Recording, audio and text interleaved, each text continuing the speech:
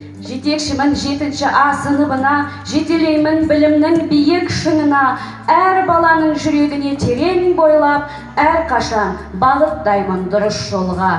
Балаларды оқыту шабыт маған, жүрегімді әр балаға бағыштағам, бір қуаныш бойымдалып билейді, көрген кезде шәкірттерді білім қуған.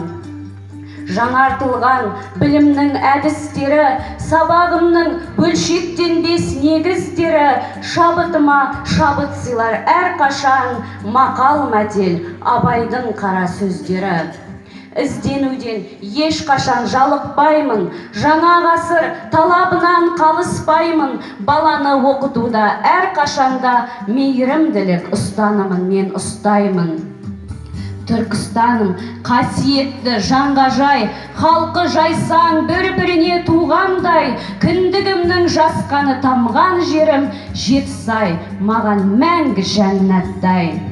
Елбасымыз жаңа жолдау жолдады, бүкіл алаш естіп оны қолдады. Нұрсұлтандай ұлы бар ұлы халық өз қолына алған теңдік тізгінін. Жеткен арман, жаса тәуелсіздігім, дербес, бейбіт мемлекет біз бүгін. Нұрсұлтандай ұлы бар ұлы халық өз қолына алған теңдік тізгінін. Қуанамын, бүгін соған шаттанам, үміт айқын алдымда асқақ арман. Сұрар болсаң жиылған жұрт ағайын, мен қазақпын деп мақтанам.